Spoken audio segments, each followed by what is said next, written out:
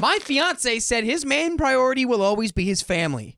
I don't know if I can go through with the wedding. Marry your mom then. I guess she's married to the game already. That's what it sounds like. Apparently. I, 26 female, loved my fiance, 29 male, whose name is Jack. Oh, I already don't like the past tense of loved. Right.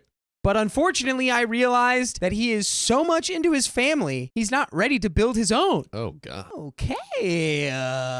By the way, this comes from user Saint Minerva 007 on the r/OKstorytime subreddit. We've been together since 2020. He's living next door to his parents. He's in a rental. His house is 2 steps away from his parents' house. Currently, I don't have any issue with that, but I don't want that house to be our first home. Not only because of his parents. That house has been his bachelor house for like 3 years. Even to this day, every night, his friends come over, 3 or 4 guys smoking in the house. Jack is not very good at cleaning, and I already gave up on trying to clean it. Oh, jeez. I told him that I don't want to live in that house. We spoke a bit and decided not to move my stuff into this house after the wedding. I was going to come and stay with him regularly, but not completely move into this house. His rent contract was going to end in October, which is 5 months after the wedding, and the landlord said they don't want to rent it anymore. We are supposed to eventually move elsewhere anyway, but still, I stated that I don't want to live there because that's it. If the landlord changes his mind, I don't want to drop a bomb later on. OP's putting her foot down, says, no, not living in this house. Don't care if we can. Don't care if we can't. Yeah. We're not doing it. It's gross. It's gross.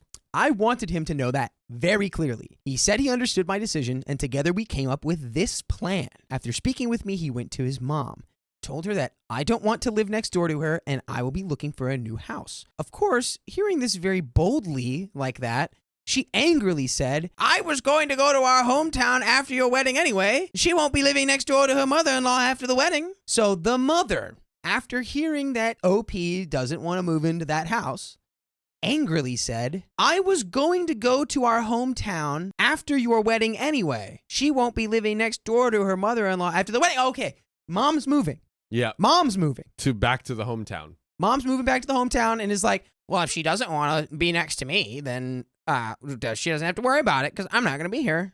Right. She's just throwing a hissy fit. I don't blame her. What bothers me, I think from now on, Jack and I are a family of our own.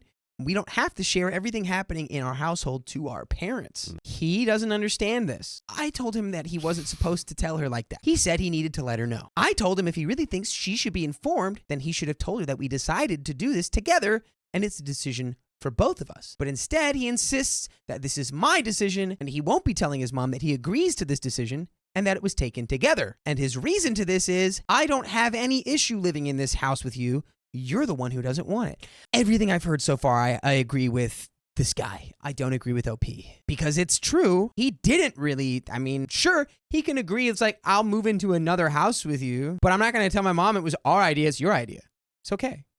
But also, she does have a point where now they don't have to have every decision that they make as a family, like, approved by his family. Yeah, there's a difference between telling and asking. Yes. Yeah, which it seems like Jack has it in the asking camp. Yeah. So he says, I don't have any issue living in this house with you. You're the one who doesn't want it. I felt like my new family won't be on its feet with this attitude. I thought my fiance and I were going to be a team and not let anyone bash any of us down. To me, a married couple is supposed to cover each other's acts so nobody else can see them as at fault. I discussed with his family before once. He didn't stand by my side. I chewed that down, but I think this behavior will repeat and I don't need that. I will say that when it comes to like standing up for your spouse to like your family, like I would always do that. You have to protect them, for sure. That doesn't mean that you necessarily will always agree. You can see things 2 different ways, but you generally have to protect like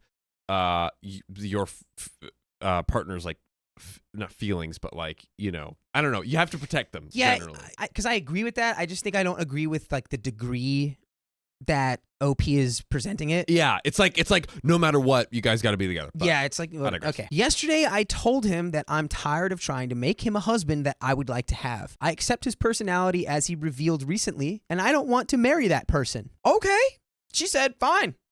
Divorce. There we go. Am I really the a-hole here? If my understanding of family is not correct, I really want to know this. Note There are comments about him being filthy and how did I accept it? Honestly, he made me get used to it. In the first year of our relationship, I never accepted the behavior and tried to fix it. I openly told him that his house is not clean, but he told me, it's clean to my standards. If you don't feel like it's up to your standards, you can clean it yourself. Ooh.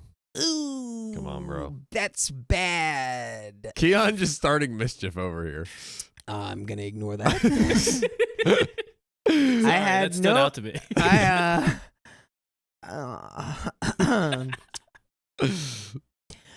I had no issues with cleaning his house. However, I was coming over every 3 to 4 days, staying about 4 to 5 hours. 2 hours of it was going to... Keon, you've ruined me. Dude. I didn't do anything. It was Keon, the you chat. did. You highlighted Keon, it. you ruined me. You instigated. I didn't Whatever. do anything. I guess I'm excited snot now.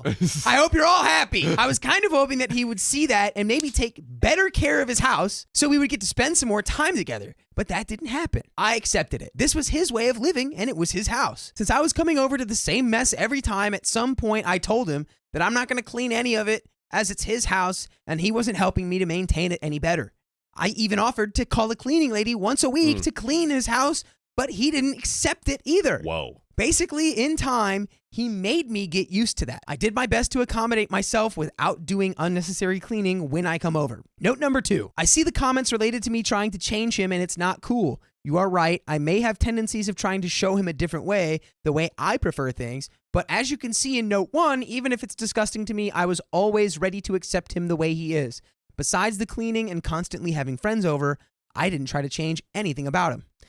But what I want to make sure you never change is that you join us live on YouTube every weekday at 3 p.m. PST. Just tap our profile. Never change. So, let's discuss. Let's talk. The more I've let this story sort of ferment in my brain. Yes. What has been distilled is that this guy's actually kind of gross and lame. Yes. And I fully support OP leaving this guy. However, I don't necessarily agree with her sort of perspective on once you start your family, the other family just sort of disappears into the background. I think what's happened here is she's like, hey, you're letting your family like run our life and all this stuff. And then she went too far to the other side and that like, hey, we need to like put up this kind of metaphorical wall in a way. Yeah. And it's like, listen, we can still have family a part of our life. I can still like obviously keep my family up to date and like that kind of stuff, but they won't control what we do. And I think like OP like is focusing more on this wall when the focus should be on like, hey, you need to like make sure that we still have the autonomy. Like our relationship is the two of us. Yeah. So me telling him that I'm tired of trying to make him a husband that I would like to have is because we experienced a situation with his family, with his sister to be exact, where he didn't defend me at all once. And later on, a very similar experience happened where he didn't prioritize me, but instead his mom, and he threw me under the bus regarding our decision. The first situation with his family happened in November. We spoke about it in December, and I told him it makes me feel like I'm nothing to him. I told him I want to break up. Okay.